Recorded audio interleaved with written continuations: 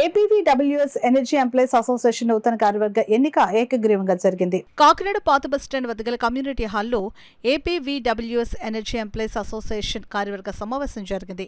వాకలపూడి శ్రీనివాస్ అధ్యక్షతన జరిగిన సమావేశంలో అసోసియేషన్ స్టేట్ ప్రెసిడెంట్ పుల్లగుమ్మిరాజు ముఖ్య అతిథిగాను, ముప్పిడి రాము స్టేట్ వైస్ ప్రెసిడెంట్ విశిష్ట అతిథిగా హాజరయ్యారు. ఈ సందర్భంగా రాష్ట్ర నాయకులు పుల్లగుమ్మిరాజు, ముప్పిడి రాములు మీడియాతో మాట్లాడారు. ఈ కార్యక్రమంలో వాకలపూడి శ్రీనివాస్, కేవీ శేషగిరి, ముంగా శ్యామ్ కుమార్ తదితరులు పాల్గొన్నారు. అలాగే లోకేష్ గారికి, పవన్ కళ్యాణ్ కూడా మీడియా ద్వారా చెప్పడం జరిగింది. సార్, మేము ఎనర్జీ స్టాండ్లో చాలా నష్టపోతున్నాం సార్, మాకు టైం స్కేల్ లేదు, అలాగే వైద్య విధానం కూడా సరైన విధానం లేక చాలామంది కార్మికులు హాస్పిటల్ పాలై అప్పుల పాలైపోయి బాధపడుతున్నారు. మాకు సరైన విధి విధానాలు ఇవ్వడంతో పాటు మమ్మల్ని పూర్తిగా డిపార్ట్మెంట్లో విలీనం చేయవలసిందిగా కోరుచున్నాం.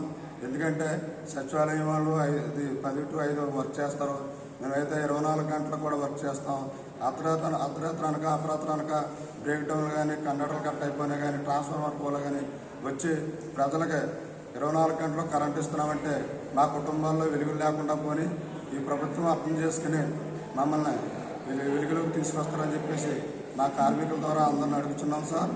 ఎందుకంటే మాకు చాలా అన్యాయం జరుగుతుంది సార్. ఈ అన్యాయాన్ని చంద్రబాబు నాయుడు గారు, పవన్ కళ్యాణ్ గారు, అలాగే నారా లోకేష్ కూడా అర్థం చేసుకుని మమ్మల్ని పూర్తిగా డిపార్ట్మెంట్ విలీనం చేసుకుని ఏపీఎస్ఏబీ పాత సర్వీస్ రూల్స్ ప్రకారం మాకు ప్రతిదీ కూడా వర్తింపజేయాలని చెప్పేసి కోరుకుంటున్నాం. దాదాపు 140 మందికి పైగా మరణించడం జరిగింది. అదేవిధంగా 200 మందికి పైగా గాయపడడం జరిగింది. మరి ఇంత నష్టం జరుగుతున్నప్పటికీ, ఇంతమంది చనిపోతున్నప్పటికీ మరి ఈ యొక్క విద్యుత్ ఏవైతే సంస్థలు ఉన్నాయో ఏపీ, ఈపీడీసీఎల్, ఎస్పీడీసీఎల్, సిపిడిసిఎల్, ఈ యొక్క కార్పొరేషన్లు మరి ఎనర్జీ అసిస్టెంట్లకి సరైనటువంటి విధి విధానాల్లో మరి న్యాయం చేయకపోవడం చాలా దురదృష్టకరం. కాబట్టి ఈరోజు మేము న్యాయపరమైనటువంటి మా యొక్క డిమాండ్లను అడుగుతూ ఉన్నాం. ఎవరైతే మరి ఇంతవరకు మాకైతే ఏవైతే టైం స్కేలు అనేవి శాలరీ విషయంలో చాలా అన్యాయం జరుగుతూ ఉంది. మరి మేము కార్మికులం పనిచేసే వల్ల మాకు ఉద్యోగంలో సచివాలయం ఉద్యోగులకు ఇచ్చేటువంటి ఆ యొక్క పే స్కేల్ని మాకు ఇవ్వడం వల్ల అక్కడ నష్టం జరుగుతూ ఉంది. కాబట్టి మాకు కూడా టైం స్కేల్ ఇవ్వవలసిందిగా కోరుచున్నాం.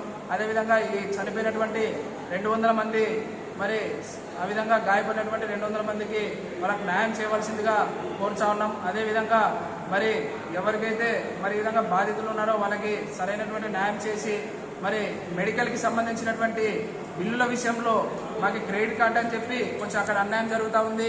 నష్టమేమో ఎక్కువ జరుగుతూ ఉంది కాబట్టి క్రెడిట్ కార్డు ద్వారా మాకు అన్యాయం జరుగుతూ ఉంది. ఆ విధంగా కాకుండా మెడికల్కి సంబంధించినటువంటి ఎంత ఖర్చు అయినా కూడా అది ఈ యొక్క ప్రభుత్వమే భరాయించి మాకు మేలు చేయవలసిందిగా కోరుచా ఉన్నాం.